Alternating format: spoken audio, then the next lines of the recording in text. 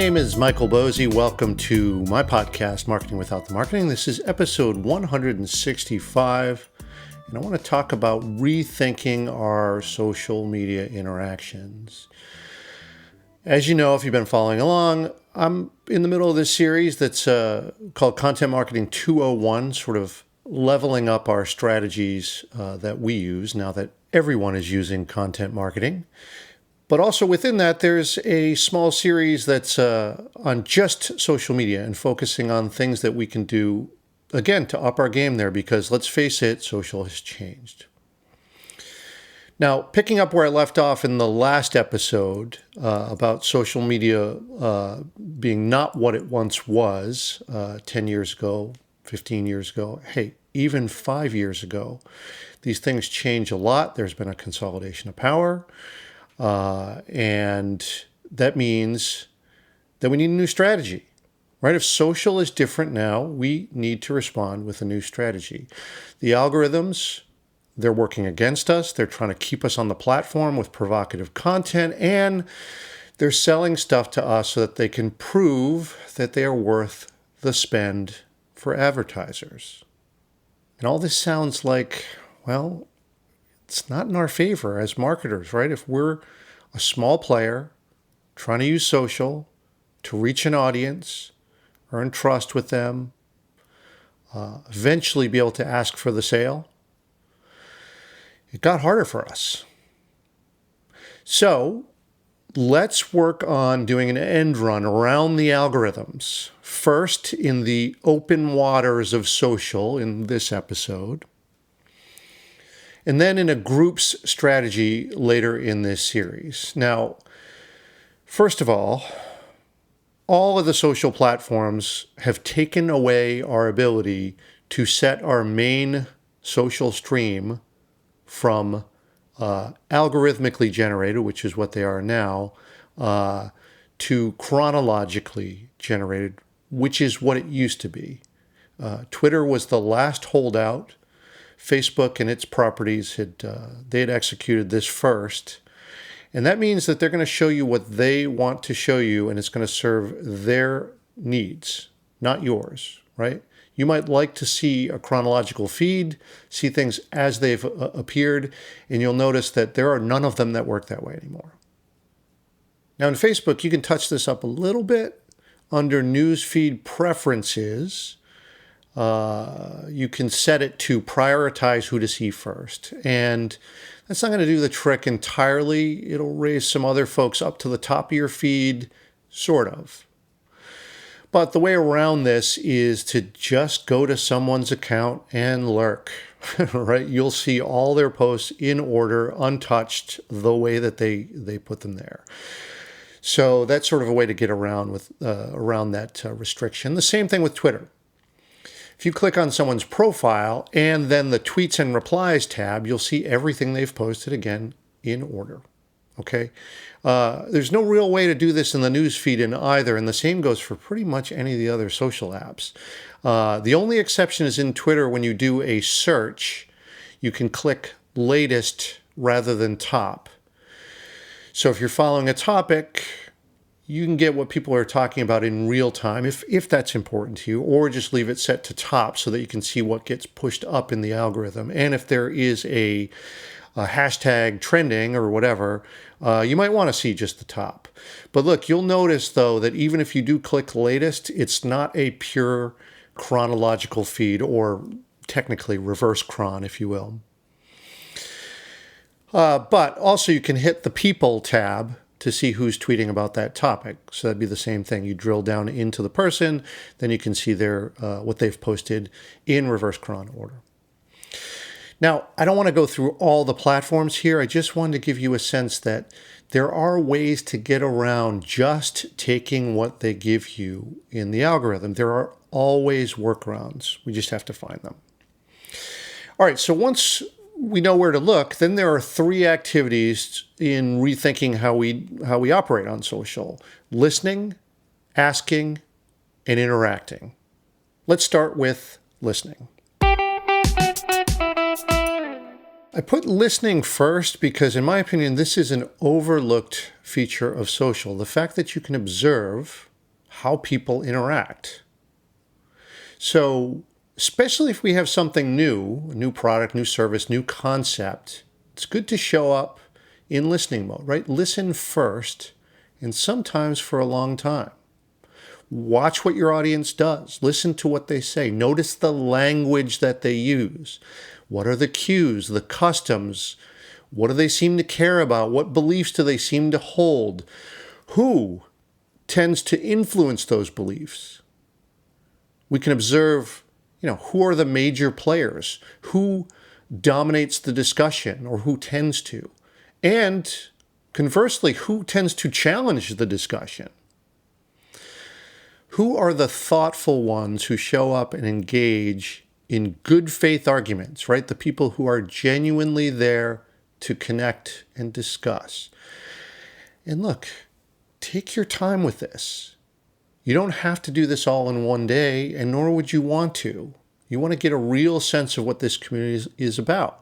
You want to find out the who, what, where, when, and how, right? Who are they? What's important to them? Where do they convene? Like which platform? When are the discussions happening? And probably most importantly, the nuances of how do they interact with one another?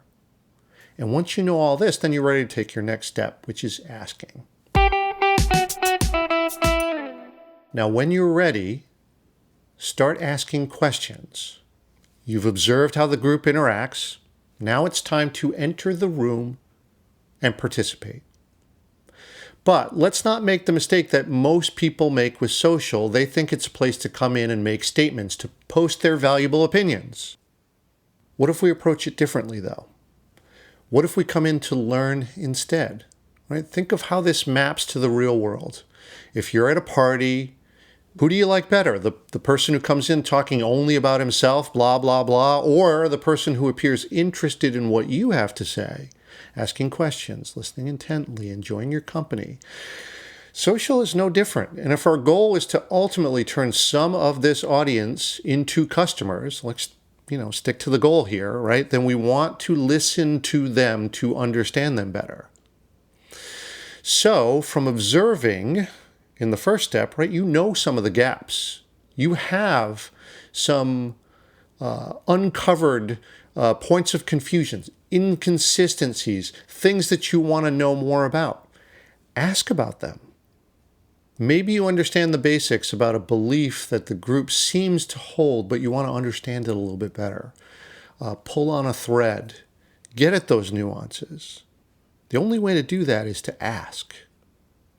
You're not here to challenge their ideas or push them, not yet anyway. We want to enter with a genuine desire to learn before we start interacting. The next stage is interacting, and this comes natural to us. This stage is very easy to enter once you're ready for it, right? And it's easy to know when that time is because, look, when someone responds, now that's an invitation to interact. So here's the thing. Be patient with your questions. When you're new to the group, we've all experienced this. It can be crickets, right? You can ask a question, get nothing in return. Or you may not get a response right away. But keep trying until people see that you are earnest and that your intentions are good. And once you've built up a little trust, you'll start to get interactions, right? It drives me absolutely crazy on Twitter when I see writers in particular, and it's a vibrant community for writers, but I see a lot of writers who show up posting, buy my book every hour, and then they complain out loud that this place is a ghost town. Why am I not getting any interactions?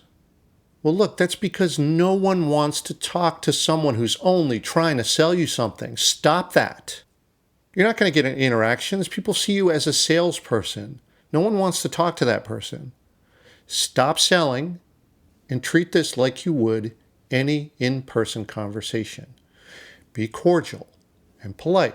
Be charming and funny if you can. I mean, just remember that like email or texting, there's a lot of room for misinterpretation. In my content strategy, I tend to avoid humor because, well, I'm not that good at it. And Two, it's really difficult to execute that, especially in these different formats.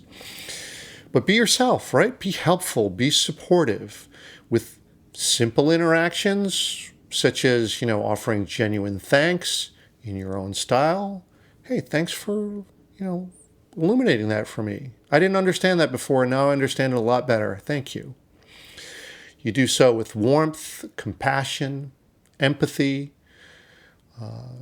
just like any other human interaction. Or look, even the complex interactions too, right? Like learning how to manage threads properly, knowing when and how to bring someone else into the conversation who might be able to benefit the rest of the group. All of these things are bringing value to this community and will help you be more accepted into the group and their conversations, or let's say our conversations, right? If we're all a part of the group. And this part's really important. You want to be a part of the community that you serve. I have a whole episode on this if you want to dive deeper into that. Left a link in the show notes for you. But we want to do everything with extreme care. We want to show that we are making a legitimate investment of our time, energy, expertise, and talent to this community, right? And look, if you're not willing to do that genuinely, then skip social, because it's not going to work if we don't treat it this way. And look, that's a legitimate option too. I have clients who rely completely on email or groups strategy. That's fine, right? You don't have to be on social. But the thing that we want to avoid, if we can, is to be putting a lot of effort into social that's not going to yield results. And this way of approaching this just has a better chance of turning into something that's actually a valuable activity. And I would argue that, using old methods or just showing up there and posting, that's ultimately going to be expending a lot of energy that you could use for other activities in your marketing plan. All right, so I'm sure you're thinking, all right, it's great, Michael, but ultimately I do have to sell something here, right? That's why I'm here. We're here to do some marketing and use social to do so. And we'll get there, but there's no transaction imminent until you have trust built up. And the way that you get there is with what I call the 3 core elements of content marketing: consistency, persistence, and patience. Again, I have a whole episode on this. It's way back in my feed within the first 10 episodes. You may need to get onto my site, but look, left a link for you to make it easy. But if we do this, if we show up consistently and persistently with a large helping of patience, all in service of building up trust, then we might earn the position to be able to ask for the sale. We might be able to take that stance at that point. I also have another episode with a much deeper dive on getting consistent, because let's face it, that can be a challenge. The episode is episode 97, called Consistency and Content Strategy. Again, link in the show notes for you. All right, I think that's a good place to stop because, well, you got to do this in your own style, in your own way, and hopefully all I've done here is give you a prompt to think about this a little bit differently. But next episode in the series, I want to help you get more efficient in doing all this with some measurement and iteration so that you can focus on the stuff that's working and ditch the stuff that's not. Now, if you've been enjoying this podcast, please consider supporting me on Patreon. It would mean a lot to me. A show of support always does. But also, I've got a private feed that's for supporters only as a part of this page, with extra exclusive episodes, exclusive videos, lessons from my online courses, all that if you're a supporter. The link is patreon.com/mbosey. Left a link in the show notes to make it easy for you. And of course, this is only if you feel like you've got the means to do so. I don't want to hold back anything from someone who needs it, and I'm honored if what I produce is something that helps you. So if you ever feel like you can't afford anything on my site or the stuff that I produced, just ask. My only goal here is to be helpful. All right, thank you again for listening, and we'll see you on the next episode.